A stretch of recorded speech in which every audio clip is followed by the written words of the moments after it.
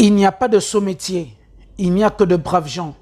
L'extraction du sable ici à Mouila, l'activité est pratiquée par des jeunes Gabonais. Il nous faut déjà une pirogue, une perche, un seau et des pelles. La perche, c'est pour nous permettre d'aller au large comme nous sommes en train de faire là maintenant.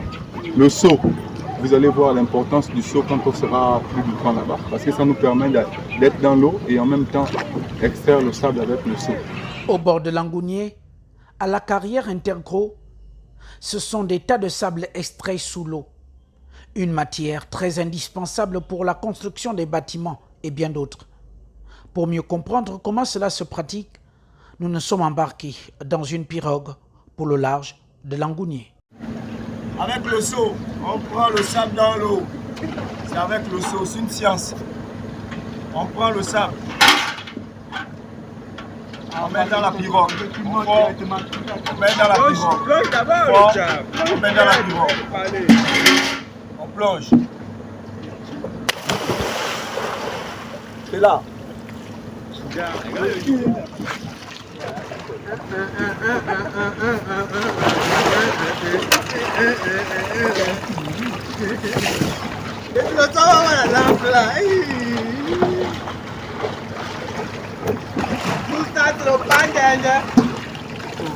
Une activité qui leur permet de lutter contre le chômage et vivre pleinement l'autonomisation, mais il n'en demeure pas moins des difficultés qu'ils énumèrent ici.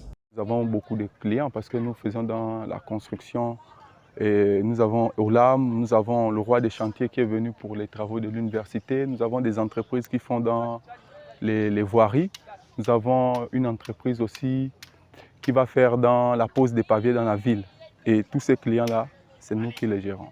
Les difficultés que nous rencontrons par rapport à notre activité sont que les marchés ne viennent pas directement vers nous.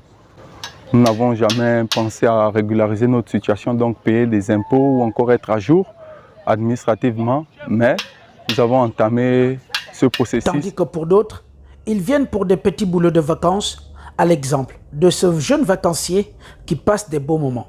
J'ai 16 ans, au lycée public Jean-Jacques Boucavel, classe de 5e. C'est un moyen pour moi de gagner un peu d'argent, vu que les vacances, je n'ai rien à faire, donc c'est un moyen de me distraire aussi. Je dois les encourager à venir travailler, parce que ce n'est pas en restant à la maison que tu auras de l'argent.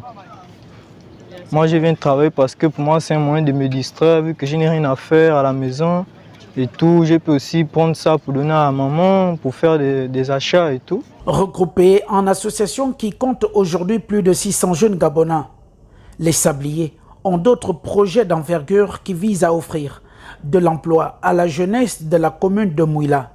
Pour cela, ils sollicitent l'accompagnement des plus hautes autorités du pays.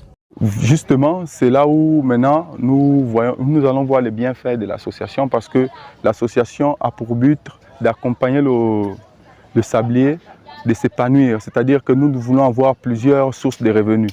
Nous ne voulons plus nous limiter rien qu'au sable parce qu'avec le sable, on arrive à peine à nous prendre en charge. Donc nous voulons diversifier notre économie. Nous voulons créer une briqueterie municipale. Et nous voulons aussi traiter avec la municipalité pour l'entretien de l'espace vert dans la ville, le curage des caniveaux et le ramassage des ordures. C'est demander à nos autorités de nous accompagner parce que nous faisons dans l'auto-emploi.